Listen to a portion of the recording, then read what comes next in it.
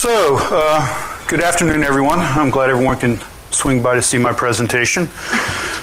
In this presentation, we're obviously going to be talking about injection attacks leveraging SSIDs, injection attacks against the devices and injection attacks against the associated management consoles of those devices. So a little bit of history about myself. As I mentioned, I'm a senior security engineer for CDW, where I do consulting for corporations and government agencies throughout the United States. I've been in IT for well over 20 years, in security for well over a decade, and I've been doing the pen testing and consulting for approximately 5 years. So this is my first time to Amsterdam, beautiful city, having a good time. I haven't quite got used to the time adjustment. For some reason, totally messed me up this time. It was like the first night I think I slept for 12 hours, and last night I slept for 3. So if I start drifting off, just throw something at me, just try not to hit me in the head. So let's go ahead and get started. A quick go over the agenda here. So we're going to at a high level look at SSIDs. You know, I think we all know what an SSID is, but let's still at least touch base on that real quick. Then we're going to get into the examination of the SSIDs. We're going to look at them from a historical standpoint. We're going to look at it from the discovery of this attack vector and leveraging SSIDs for the injections. We're going to have a couple live demos here, and of course they're wireless live demos, so things can go really wrong here. Considering I'm going to tell you how to hack it by injecting attacks, and then I'm going to try to demo it, and hopefully you guys will be nice to me and let me do the live demos instead of hacking me. So then we're going to get into a discussion of SSID's limitations during the attacks, talk about probability of success related to the limitations that we're dealing with in reference to this attack vector. And then we want to talk on how common this vulnerability is. You know, that one's probably going to be a hard one to put our arms around. We don't have big enough measurements to actually say how common this is, but we're going to at least talk about it a little bit. And then we're going to get into what next. And then, of course, hopefully we'll have time for questions and answers. If we do run out of time and you don't get your question answered, I'm going to be here until Saturday. Please just grab me in the hallway or anywhere, and let's go ahead and have a discussion. So I guess we can go ahead and get started on this now. So introduction to service set identifier. So what is an SSID? You know, for no better terms, the purpose of an SSID is to assign a human readable name to an 802.11 network, so that when you're setting up your device, you can quickly, you know, identify it by its name, that's the device that you want to attach to. So it's quite simple. The SSID is broadcast in a management frame or beacon frame. The SSID information element is made up of 3 general pieces. The element ID, which is set to 0, basically saying that the SSID is being broadcast. The length indicates the length of the information field, and it is also 1 byte. And then we get into the SSID, the human readable station name. And this can be up to 32 bytes or 32 characters. So then we need to talk about what limitations may exist in RFCs or IEEE standards. It was kind of interesting when I was trying to figure this out. Obviously, I think we're all familiar with reading IEEE standards or RFCs. They're obviously not the easiest things to get through. But there's a lot of people had made a lot of comments on this subject on the internet, where I was kind of amazed. And it's amazing the big list of restrictions that people want to define out there. But the fact is, the IEEE standards have no restrictions on what you can actually put in an SSID. None whatsoever. So if you can type it in there, you can send it out on an SSID. There are some limitations, and the limitations that I found are usually product-based, not standard-based. I didn't see this, but I had several friends that actually pointed out a couple products that restricted the input when you're setting up the device, so the SSID could only be standard ASCII characters. Also, when we get into Unicode, it turns out, and I actually tested this on a number of devices, if I broadcast an SSID using Unicode characters, a number of the devices I had worked with would not process Unicode characters correctly. And it's an unprintable character in its case because it didn't have that code set. So it would actually output it as either an asterisk or a question mark. Most likely it was a question mark. So those are the only basic restrictions that I've come across in reference to what could be placed in an SSID. So let's get into examination of SSIDs as an actual injection vector.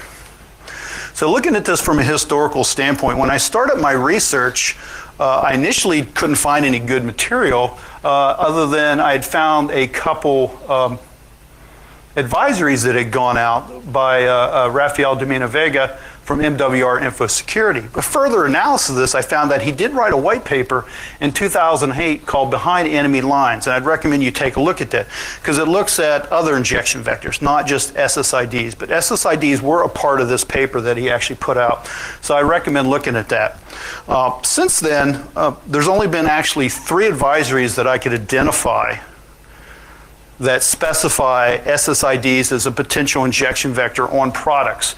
The 2 that Mr. Vega had mentioned, and also one that was released, and that is the Aruba. And I have an Aruba wireless LAN controller back here running. If you're looking at the wireless, you may actually see that out there as Aruba test.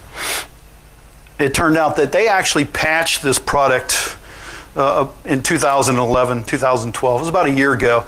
But we're going to discuss that a little further because that's some real interesting topic when we're talking about the Aruba and some of the issues that were found there. So when I do these type of presentations or I go to a Black Hat conference or other hacker conferences, one of the key things I always want to hear from the speaker that I don't typically get the opportunity to hear is, how did he move down this path? Why did he decide to do this type of testing? How did he figure out this research project?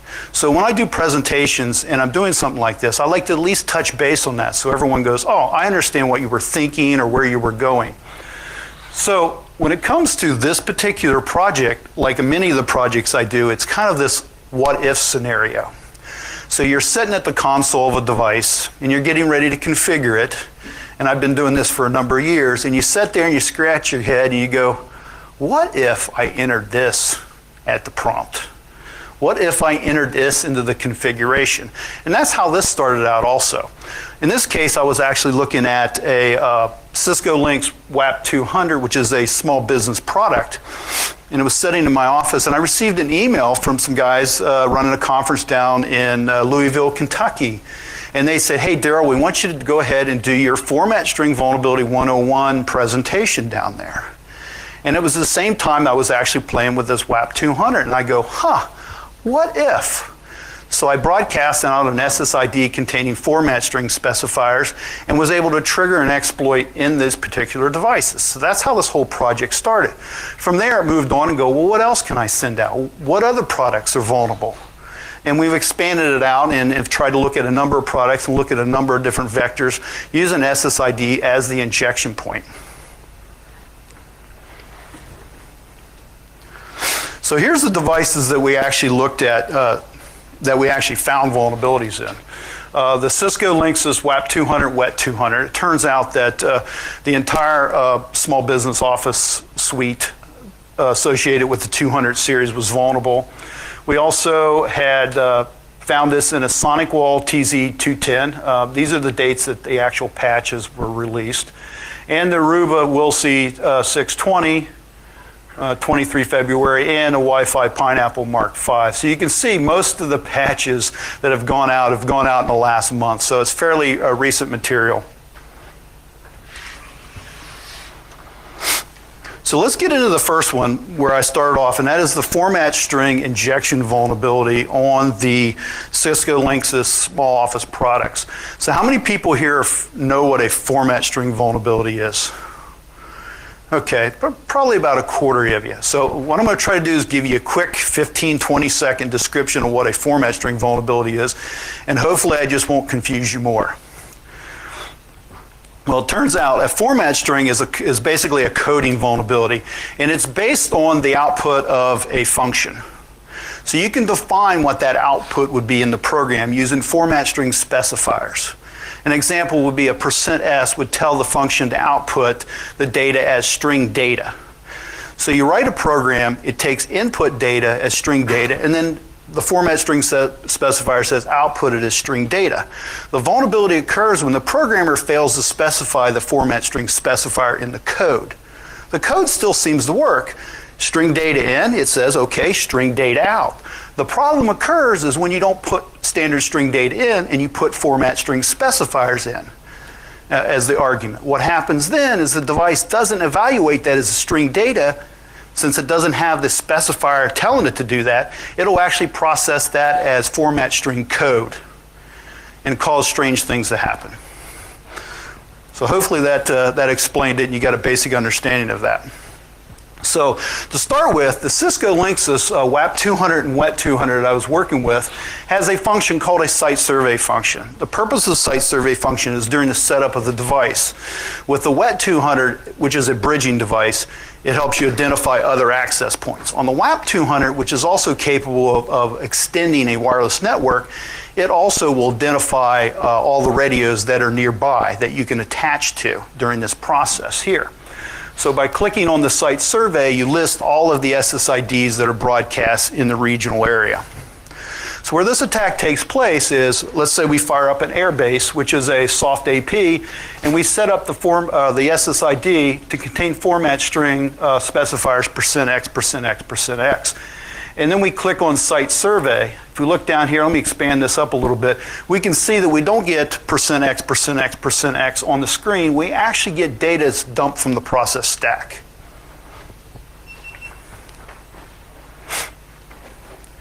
So this makes for some really interesting potential attack vector, even though it's somewhat limited.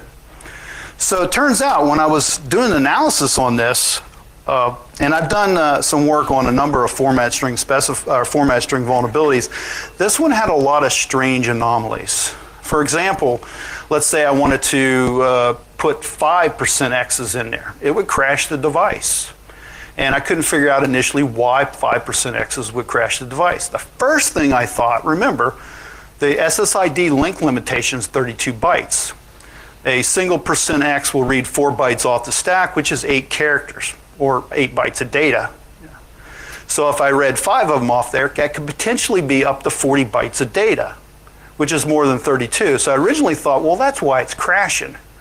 But it turns out with further research, that was not the case. And I have yet to figure out why various orders of format string specifiers would carry out strange things and cause the system to crash.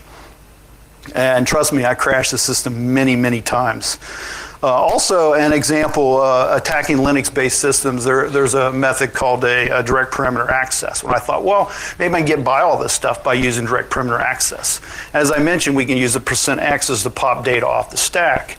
And you can move through the stack that way. But direct perimeter access, you can make a call and actually jump to the location you want to read versus popping all the data off the stack to get to it. In this case, that didn't work either. It just totally ignored those particular commands.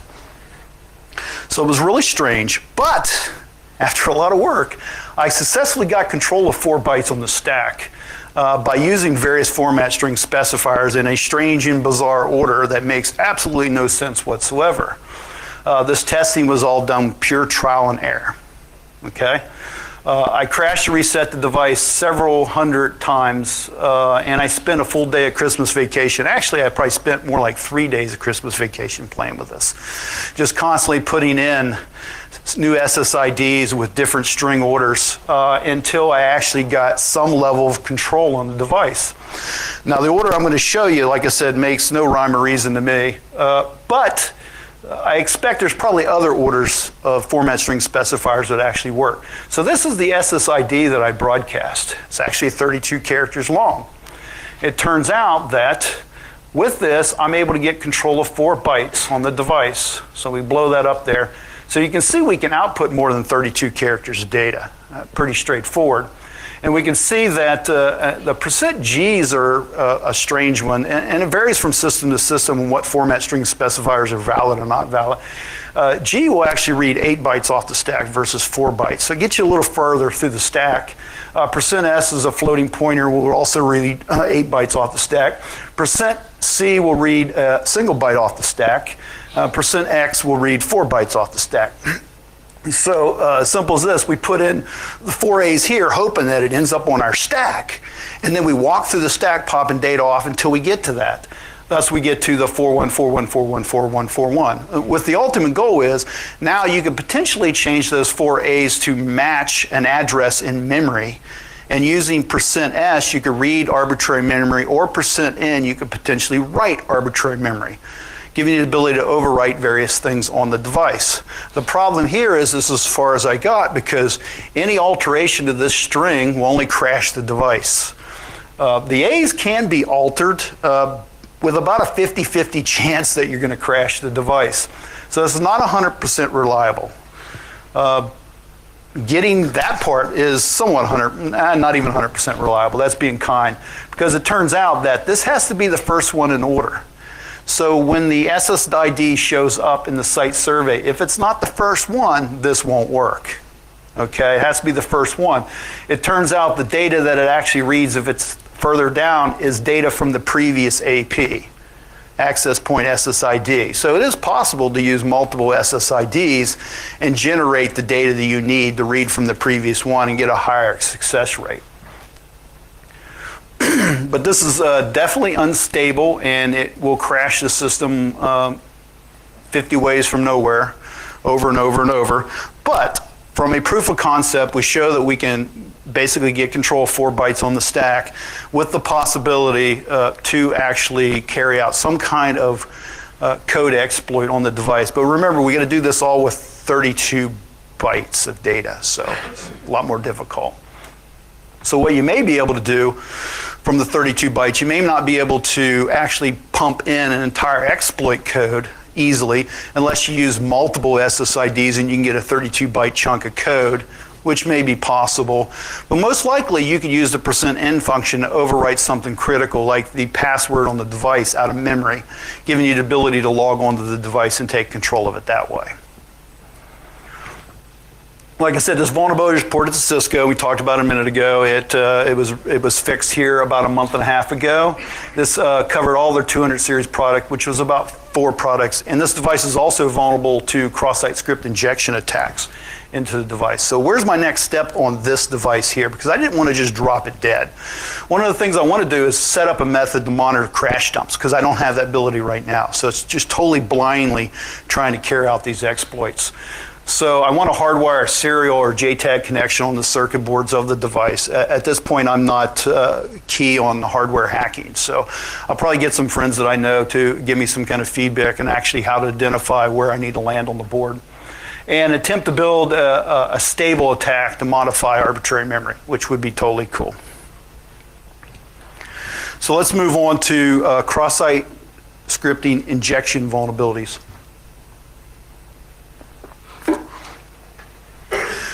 So this is no different than attacking any kind of device dealing with cross-site scripting. You use the same thing, other than we're doing it with SSIDs. So here we can set our SSID up with just a standard alert pop-up box as a test sample. And then we get various responses from different devices. So let's look at the WAP 200 and WET 200. So example 1, the WAP 200. So if we set up Airbase to broadcast an SSID with this information in it right here, we can see when we do a site survey, we get a quick pop-up box that says pwned. So we know the device is vulnerable to cross-site scripting injection. When we move on to the WET 200, we notice that it literally clobbers the page. The same attack, and it clobbers the page. So let's look at why it clobbered the page in this case. So we can see that our injection showed up right here on the page. And if we notice, it picked up the closing script tags and clobbered the existing script that was actually running on the web page, basically giving us a totally worthless page of worthless information, and our alert box never popped up. So how do we get around that particular problem vulnerability issue? Let's go ahead and use 2 APs. So we can fire up 2 access points, each one beaconing a separate piece of the script that we want to attack with. And then we're based, the actual success is based on the order of the display. And this is where it gets somewhat complex. When you're monitoring for SSIDs on any device, how your system displays it may be totally random. this system appeared to be totally random. Most of the systems I've looked at appear to be totally random when it's showing you all the broadcast AP SSIDs in the area. But in this case here, I found out that if I take my two APs and I set them up counterposing, as in I set one up at the lowest order channel and one at the highest order channel, and they're both broadcasting at the same signal strength within a certain proximity of the device you're attacking, I got a higher probability of success. Matter of fact, I did this like 40 times and every time it worked. Now, is this totally realistic? It was one environment that it was tested in. If this is done in another environment where there's 40 other APs out there, the results may be totally different.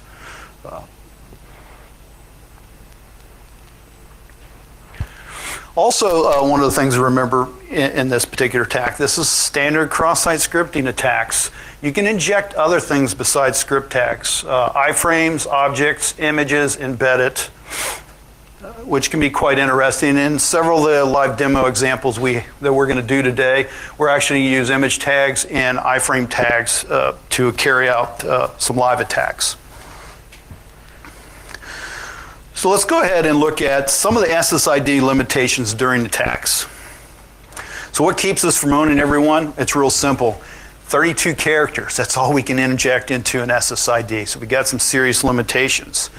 We can also possibly point off to third-party Java on a third-party site and pull it in as an attack. The thing you got to be worried about there is IP address and domain names. Remember, you got to put that in there if you're going to point to an external site. That eats up space. I mean, just look at 10.10.10.10 as an IP address. We've eaten up 11 characters right there out of your possible 32.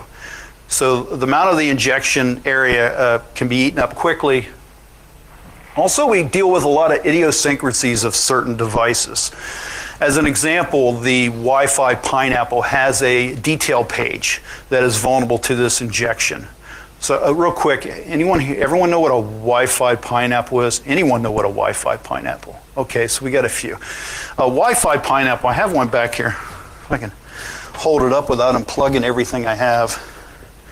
So a Wi-Fi Pineapple is a wireless device that's basically used to attack client systems. It's a tool that kind of makes the whole Karma, Jassiker attack stuff real simple. And what the device does is you can fire it up and anyone trying to attach to a wireless access point, an open access point, this thing will respond and say that that's them. I don't care what it is. So you can take this into a coffee shop, American coffee shop. I think they're a little different around here. I don't know if they have free wireless in these ones. But you can take one of these into these coffee shops and you'll find, for no better term, script kiddies doing that.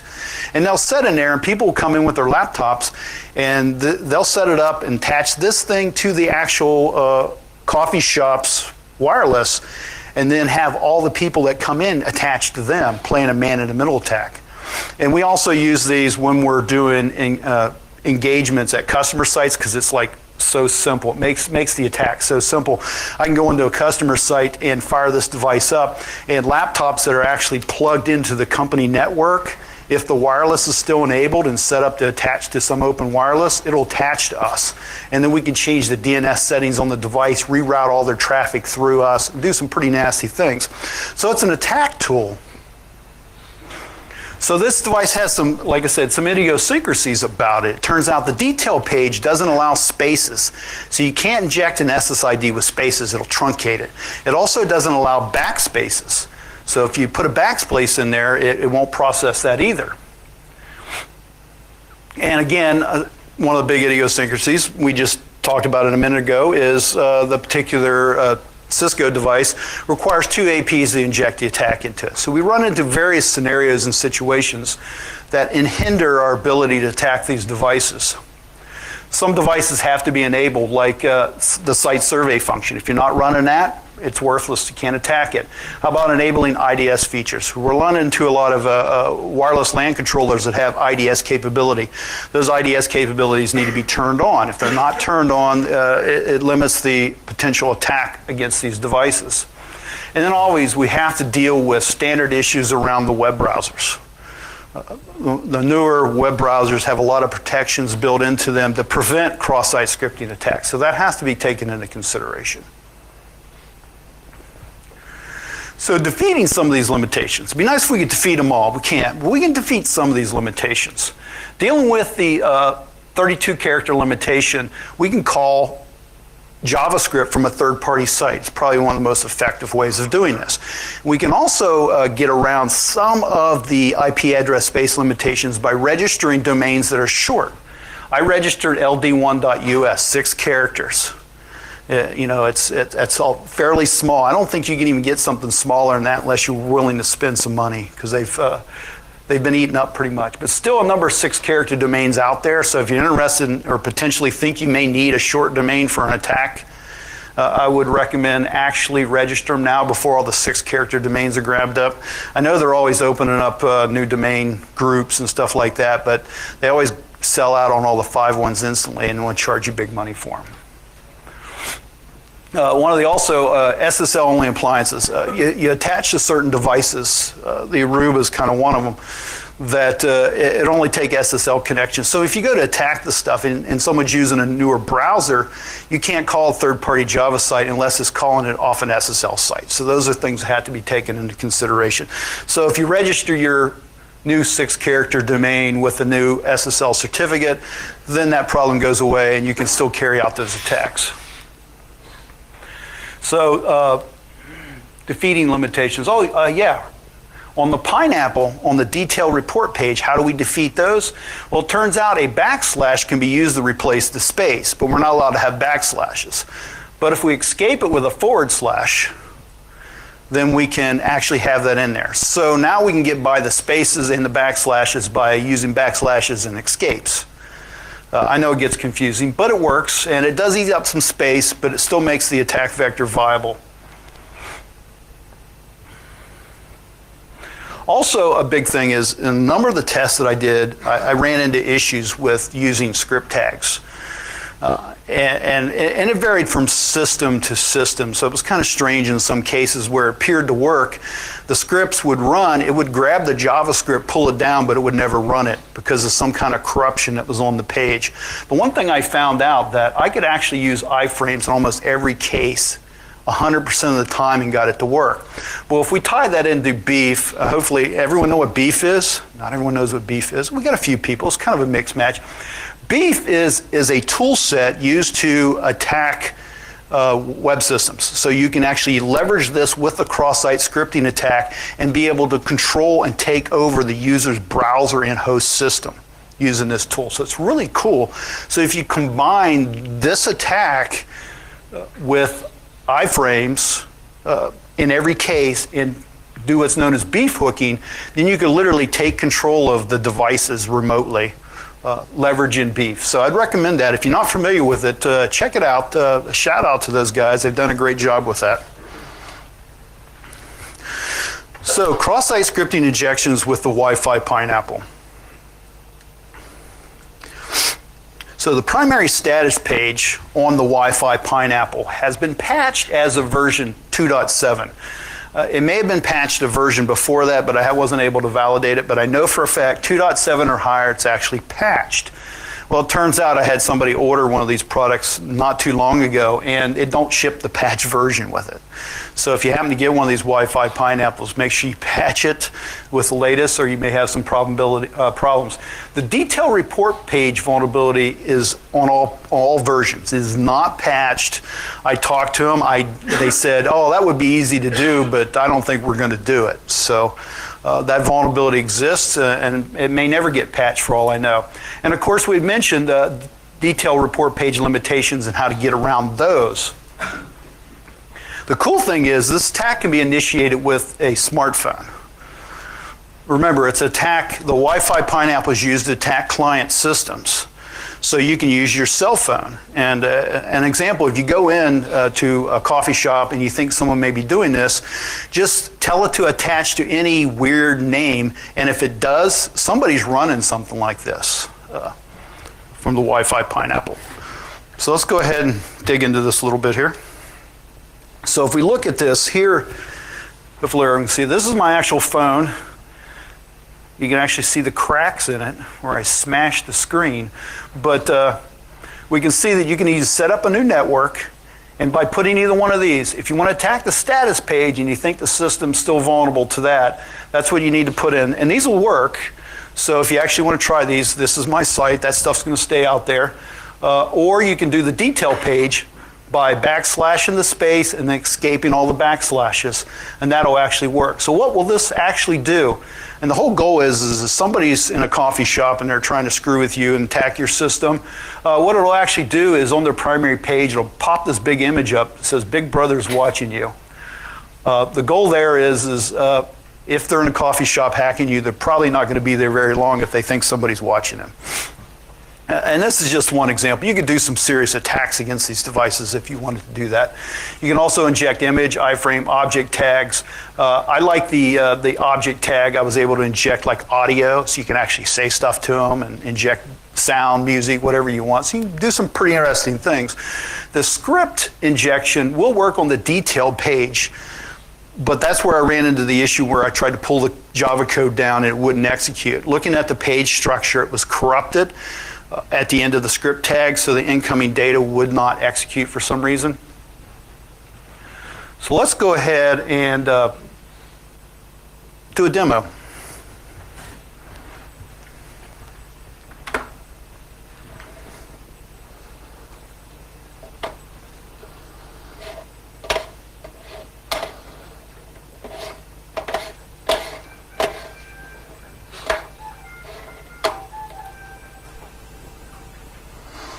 Okay, here's the Wi-Fi Pineapple setting page. Let me go ahead and get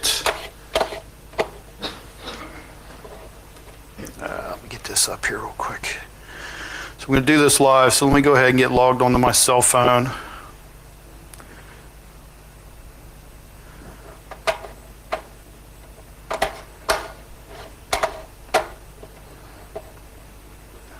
See if this will reload. Okay, there we go.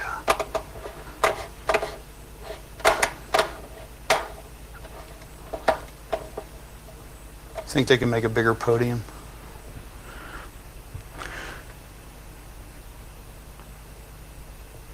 Does everyone see that okay? I'm going to go ahead and enable my wireless. And in this particular attack, what I want to actually do is the attack against the device is actually going to cause it to shut off the wireless interface on their device. So if someone is hacking you, you can continually just keep their wireless shut off so they can't really hack you. And it's a simple one. You can do it straight up with a single input without calling code from a third-party site. So if we add a network, and this one I'm going to do it against the status page, but if you just put a backslash and a forward slash where the space is, or forward slash and backslash where the space is, this would work on the detail page on any system because it has not been patched.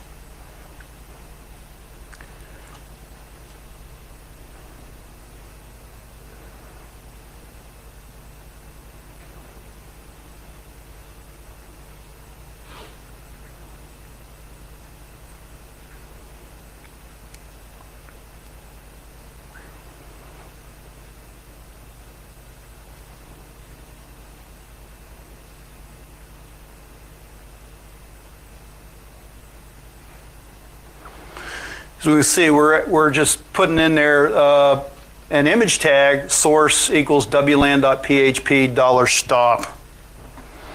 And before we kick this off the next thing, I have this turned off right now because when I do fire this up, anyone who has a cell phone in the room with wireless enabled set up to attach to an open wireless will attach to me.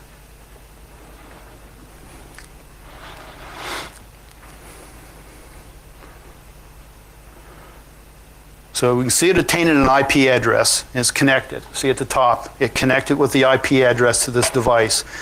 So we know there's no image source WLAN PHP blah blah device out there. That's what a Wi-Fi Pineapple does. It will attach to any open one. So when this thing refreshes, now you see it disconnecting up there.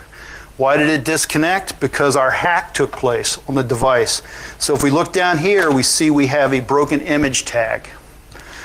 If we look up here, we see that under the services, it still says enabled. The reason why is that part of the page does not refresh, only the dynamic data at the bottom. So the hacker's never going to know you've shut off his wireless.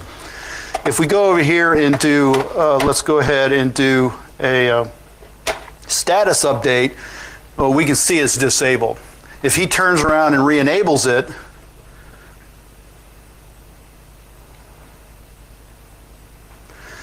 it doesn't really matter because it's going to immediately disable it because he never flushed the data out of his system to start with. So now it immediately disabled him again. Now if he re-enables it, I'll reattach to him, disabling his wireless again. So it's a never-ending loop. He'll never be able to do what he needs to do with this particular hack unless he detects who you are and puts you in some kind of block list.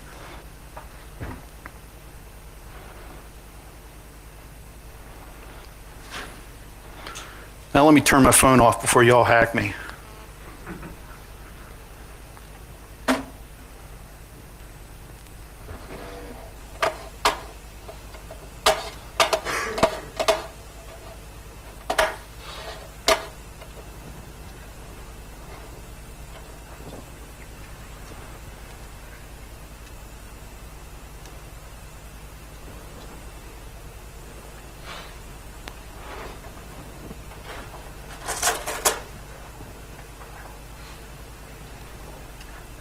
Okay, so the next thing we want to talk about is command injection. In this case here, the Wi-Fi Pineapple did appear to have a command injection problem.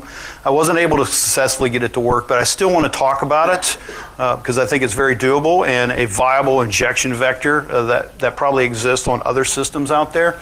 And command injection is simple. It's the ability to inject through a vulnerability into a device and actually execute code at the command level. At the shell level. So it's fairly straightforward. So we found one potentially in the Wi-Fi Pineapple, and like I said, I expect there's probably other ones out there, so we will at least touch base on this. So it turns out the Wi-Fi Pineapple detailed report parsing page has some issues. Now I'd mentioned that you couldn't put backslashes in there, right? Well, there's a reason why you can't put backslashes in there. It turns out that Karma client, come back here. Turns out that the Karma client SH, which is a script, shell script running on the device, actually parses a file containing that information. And if we look down here, this is what you get popped up if you put a backslash in on the detail page. SED bad option substitution expression. It's nothing more than a failed SED command that you would see telling me that this device is more than likely capable of a command injection attack. So if we dig into this further here, and look at the actual program, there it is, SED minus I. It's an interactive SED being run in there. So the ultimate goal here, and hopefully when I get back to the States and get some time to actually do some more work on this, we'll get this working.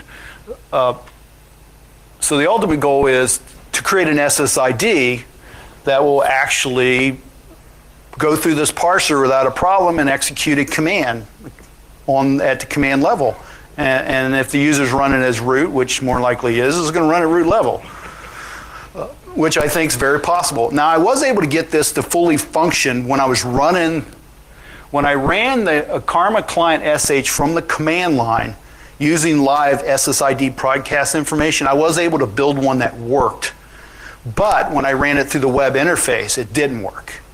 So I need to figure that out and why that's taking place. So the next section we get into is cross-site request forgeries. So the goal with cross-site request forgeries in this environment is obviously I like the idea of modifying a device or extracting cool information from a device. We deal with the same limitations. This is an extension of cross-site scripting attack where we can call code from a third-party site and actually execute it on the device with the rights of the logged-on user from the console of the device. It's limited to 32 characters. Like I said, you must call scripts from a third-party site. Very common attack in the web environment, web world. Here, the whole idea is to initiate all that from an SSID. So this is what we're going to do. We're actually going to attack an Aruba 620 wireless LAN controller, which is totally cool. So a little bit of history on this. Labbed this device up, and what I did was did some research on the device and found out that Aruba patched this in 2011. Anything before 6.0.1.1 is vulnerable. So, you know, I still had the device in my lab. My company was nice enough to send it to me for some testing. So I thought, well, at least test it. You never know. I may find something else interesting. Well, it turns out I did this standard alert box script tag thing in an SSID, and lo and behold, it actually executed an actual pop-up box telling me the device is vulnerable. And I was running version 6.1.2.3, a number of versions ahead of what was supposedly patched. This was all done through the security dashboard. Security dashboard is kind of the IDS section of the device. So if anything's going to be monitored on this device, it's going to be the IDS part of this, looking for rogue APs or APs that are conflicting with your existing APs. And we'll show it here in a minute. So what do you do next? I'm thinking, oh, okay, well, let's patch it to the latest version. So I upgraded it to 6.1.3.6, which was the absolute latest version up until 2 weeks ago. And I still was able to successfully exploit this. So I contacted Aruba, and I wrote this all up, and I sent them an email, and I'm trying to figure out, how do I word this to the security guys? I know you patched this, but did you miss something here? Did you overlook this particular product line? And the email I initially got back goes, we'll look at this, but we really doubt you found a vulnerability. That was patched in 2011. So we're faced with what actually happened here. So they eventually came back to me, and yes, the answer is they inadvertently rolled the issue back out into the code set. Not sure when they actually did it. I asked them if they could let me know, and they didn't tell me. I don't think they actually know immediately what patch actually broke their fix. But this makes the device 100% exploitable. So in this case here, if you actually run in the device, I would recommend that you patch it as soon as possible. So from a cross-site scripting attack vector on this particular device, there's a number of things we can do. We can create a new admin ID, we can change the password, we can alter the pre-shared key, we can extract the running config. The interesting thing with this particular device is most of those operations there aren't post operations. So it isn't, when you got to do the complexity of doing post data as an argument on the device, the attack becomes more complex. Well, this isn't even that complex. This case here, it happens to be actually standard GET request. So if the administrator runs either one of these commands in the URL, this one will actually create a username called Bubba with a password with root level role. This one here will actually copy the running config off to a third-party FTP server. So I was thinking, which one do I want to do here? And I figured we just do both. So let's go ahead and do the Aruba We'll See cross-site request forgery demo.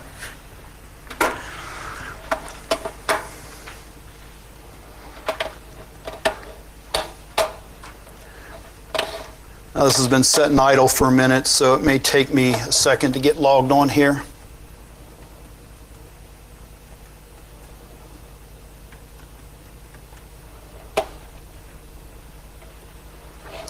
So while that's poking along, over here on this device right here, I have this machine happens to be my FTP server. So I actually have a separate domain controller FTP server, all separate from my standard box. And we also run in wireless up here. And we're running Airbase NG. And this is the actual script we're actually going to send out. So it's fairly straightforward. And what that script will do, so it looks like we're under the box right now. So let's go ahead, see if we can poke around here and take a look at some of the stuff on this box. I think it's under diagnostics. No, it's under maintenance. So we can see we're running version 6.1.3.6.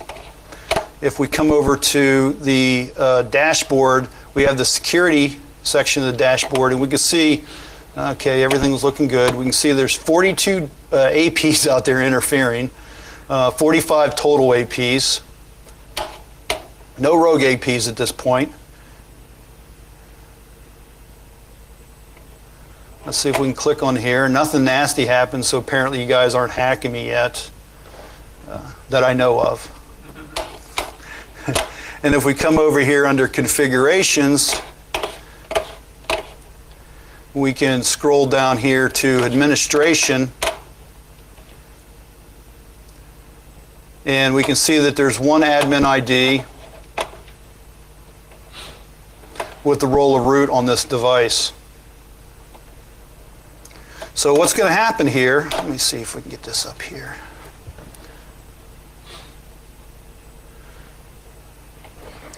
We're actually going to call this chunk of JavaScript off, and it's going to do a document write, and it's going to write in 2 iframes within the environment that the administrator's logged into.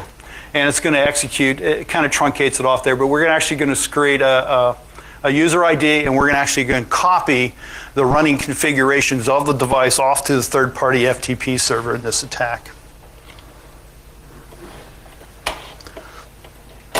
And when it happens, since I did set this up as an iframe, we're going to see 2 boxes, 2 miniature boxes pop up on the screen showing us that we've actually been hacked.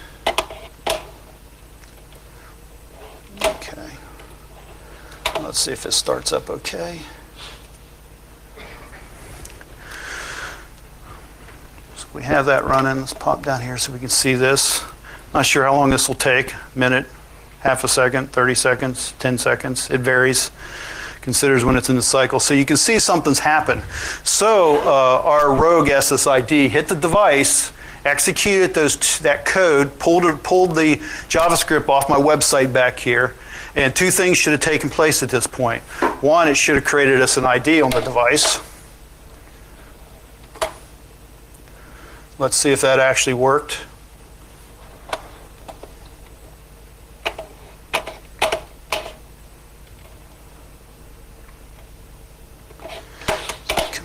Administration.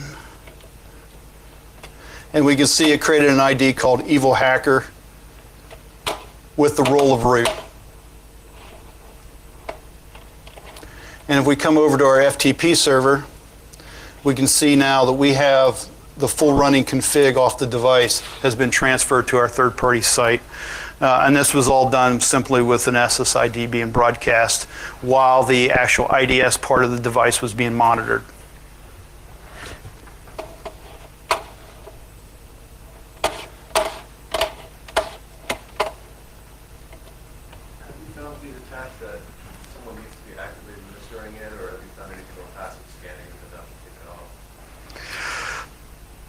We're going to talk about that. We're definitely going to talk about that in just a minute. So probability of success and occurrence, some of the issues is going to hinder this from taking place. To be successful, 1, you got to identify a vulnerable device out there, a targetable device. So how do we do that? How do I know someone's running an Aruba and what version they're running? It's nearly impossible to identify what version of software or firmware they're actually running on the device. We may be able, through BSSID and default SSIDs, identify the actual device. Hey, it's a Cisco. Hey, it's an Aruba. You know, it's an HP product. But that's probably as far as we can go at this point. I know there's been some research done on fingerprinting, passively fingerprinting devices down to firmware versions. I know someone had talked about that several years ago, but I'm not sure how far that's gone or if it's gone anywhere. So then attacks against devices that use site survey as an example, a device being set up. To be able to attack one of these devices, rare chance of success. You have to catch the device while it's being set up. Other issues, the devices have to be being monitored. The Aruba IDS has to be monitored. If this is set up, running in the background, and is not being monitored, in this case here, can you attack it? And the answer is no, because the attack in this case, even though we're leveraging the device, we're attacking the management console, the logged on administrator, for no better purposes. Now the format string injection attack on those devices that I had, that was purely generated by the site survey being clicked. So that attack would not work either unless it was being monitored. But the reality is do these devices process that data? So are there other devices vulnerable to other type of injection attacks or other format string vulnerabilities that could be attacked even though the device is not being monitored through some kind of web interface? And that is possible. Obviously more research needs to be done in that area. An example of the sonic wall, that particular IDS on that device is also vulnerable, but by default that's not enabled. It's very different than this device. This device, if you have all the right software and everything on it, versions and everything running on the thing, that's functioning, and it's functioning by default turned on. The sonic wall is not by default, so it has to be enabled, but a very similar attack vector as the Aruba. The Wi-Fi Pineapple, again, the attacks against the actual person using the Wi-Fi Pineapple, leveraging entry point through the Wi-Fi Pineapple with the SSID as the injection. In that case there, I think a high probability of success. If I fire up my phone and somebody arbitrarily gives me an IP address for any one of my open AP connections that I'm asking for, and I'm not in range of those areas, the answer is somebody's probably using one of these devices, or they're running Karma or something like that as an attack product. So there, the success of attacking those is probably a little more higher in those encountered areas, and those are easy to identify that actually is taking place. So how common is this vulnerability? And this is where I said, I don't think we can actually answer this, because this is a small chunk of material right here. Yeah, this has only been going on for 4 or 5 months, the entire research project, if that long at all. And I've only had a chance to look at 10 systems, actually have them in my lab set up. It's hard to get people to lend you expensive hardware sometimes. But I was able to get a number of pieces in my lab. Enterprise level products, mid-level business products, small home office products. And this sampling was about 50% of the devices I looked at were actually vulnerable. Not a scientific measurement, by no means. Still indicates a potentially serious issue. I looked at a number of devices for some other type of issues also.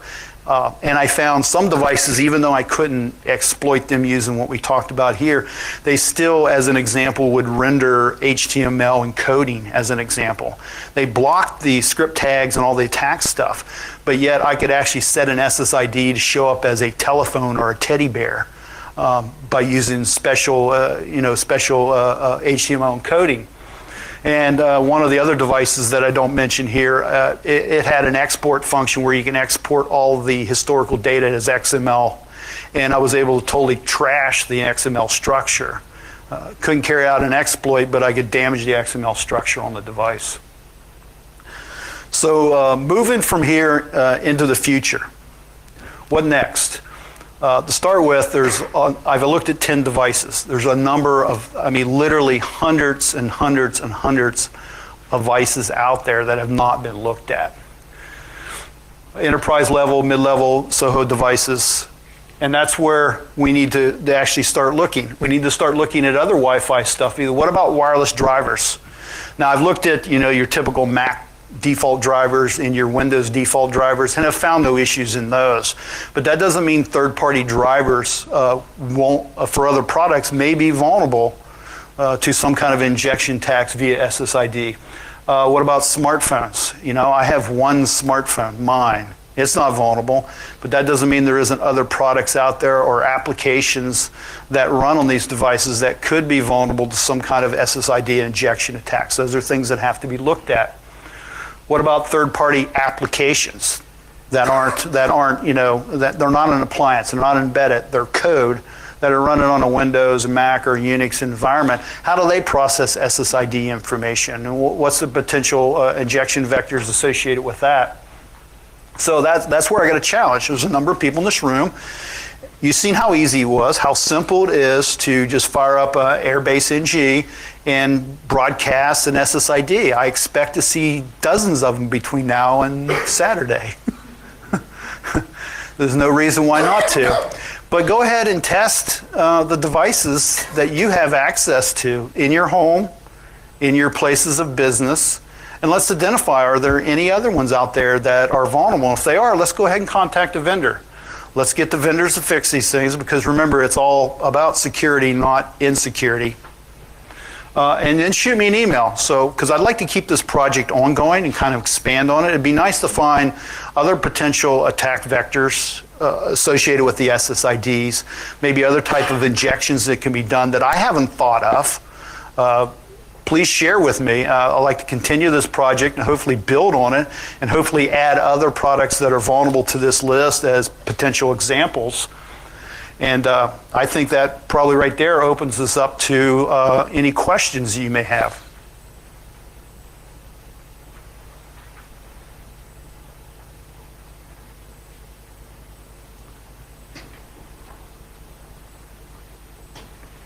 Did you ever try to use some kind of SQL injection, something like this? What was it again? SQL injection.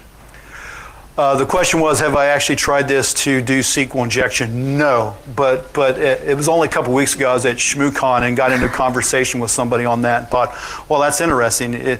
Would a device be processing within that realm where it would take an SSID that may have a database associated somewhere? That I don't know about. Can you get through and do an attack? That is possible. But it hasn't been tested yet. I haven't found the right environment where that particular attack would work. Any other questions? Yes, sir. I think that this kind of problems is a part of poor coded web management interface of the controller or access point to something else. It is possible to start or initiate attack without accessing management interface. Because in your demo, you are starting and script SSID, and at that time you have to access management interface. If you cannot access management interface, it's still again start this injection. I guess the question was, would this injection attack work even if they didn't access the management interface? Dealing with the cross-site scripting, no. In this case, the attack, the true attack dealing with cross-site scripting and cross-site request forgery is going to be against the actual administrator of the device in his system, his browser. That's where the attack would be against.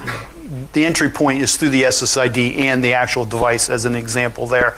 Dealing with other kind of code injection type stuff, the format string vulnerability. The example I showed only showed itself when the administrator clicked on site survey. But that doesn't mean that that would be the only injection vector.